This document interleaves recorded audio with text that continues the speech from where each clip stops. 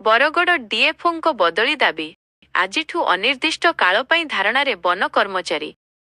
ବରଗଡ଼ ବନଖଣ୍ଡ ଅଧିକାରୀ ଡିଏଫଓଙ୍କ ବିରୋଧରେ ଆନ୍ଦୋଳନକୁ ଆହୁରି ଜୋରଦାର କରିଛି ବରଗଡ଼ ଡିଭିଜନ ଓଡ଼ିଶା ଅଣ ଗେଜେଟେଡ୍ ବନସେବା କର୍ମଚାରୀ ସଂଘ। ଡିଏଫଓଙ୍କ ବଦଳି ଦାବି କରି ଗତ 27 ତାରିଖରୁ ସାମୂହିକ ଛୁଟିରେ ଥିବା ବନ କର୍ମଚାରୀମାନେ ଆଜିଠାରୁ ବରଗଡ଼ ବନଖଣ୍ଡ ଅଧିକାରୀଙ୍କ କାର୍ଯ୍ୟାଳୟ ପରିସରରେ ଅନିର୍ଦ୍ଦିଷ୍ଟ କାଳ ପର୍ଯ୍ୟନ୍ତ ଧାରଣାରେ ବସିଛନ୍ତି। ଡିଏଫଓ ଜିଲ୍ଲାର ବନସେବା କର୍ମଚାରୀମାନଙ୍କୁ ବିଭିନ୍ନ କ୍ଷେତ୍ରରେ ଅଯଥାରେ ମାନସିକ ନିର୍ଯାତନା ଓ ହଇରାଣ କରୁଥିବା ସଂଘ ଅଭିଯୋଗ ଆଣିଛି। ସଂଘ ପକ୍ଷରୁ ସ୍ପଷ୍ଟ କରାଯାଇଛି ଯେ ପର୍ଯ୍ୟନ୍ତ ଡିଏଫଓଙ୍କୁ ଅନ୍ୟତ୍ର ବଦଳି କରାଯାଇ ନାହିଁ ସେ ପର୍ଯ୍ୟନ୍ତ କୌଣସି ବି କର୍ମଚାରୀ କାର୍ଯ୍ୟରେ ଯୋଗ ଦେବେ ନାହିଁ। ଏହି ଘଟଣାର ଅଧିକ ସୂଚନା ପାଇଁ ବରଗଡ଼ ଡିଭିଜନ ସଂଘ ମୁଖ୍ୟ ପ୍ରଦୀପ୍ତ ରଥ ସିଧାସଳଖ ଫୋନ୍ ଲାଇନରେ ରହି ସ୍ଥିତି ଉପରେ ନଜର ରଖିଛନ୍ତି। ବନ କର୍ମଚାରୀଙ୍କ ଏହି ଆନ୍ଦୋଳନ ଯୋଗୁଁ ବନ ବିଭାଗର କାର୍ଯ୍ୟ ସମ୍ପୂର୍ଣ୍ଣ ବାଧାପ୍ରାପ୍ତ ହେବାର ଆଶଙ୍କା ଦେଖାଦେଇଛି। ଆଜ୍ଞା ନମସ୍କାର। ନମସ୍କାର।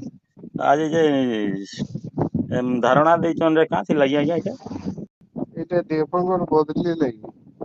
हां काण असुविधा हैला काणे हंता डेफो मनमुखी शासन चलैछन पक्षपात करूछन समस्तଙ୍କୁ तार माने मुखी शासन चलैछन बोले हमें 7-2 रे तागर विपक्षरे बाहरी दिलु से दिन आरसीसी बसिकरी तुम्हें नहीं जाओ छुट्टी रे मैं समाधान कर्मी बोले और से डेफो भी कही जे तागर आचार व्यवहार रे परिवर्तन करवार लगी बाकी से तो किसी परिवर्तन नहीं है फिर 2-4 दिन गला कि ट्रांसफर प्रोसीडिंग कले तागर मना मना सस्पेंड भी कले अंदर जनवरी 1 तारीख बोलिया दिन 2 जन गार्ड के सस्पेंड कर दिया और मानविकता भी हमें देखबार के निका से मनमुखी चलैछन ताकर हिसाब से एक छत्रबाद मुई जाना कहबी ताना हवा बच्चन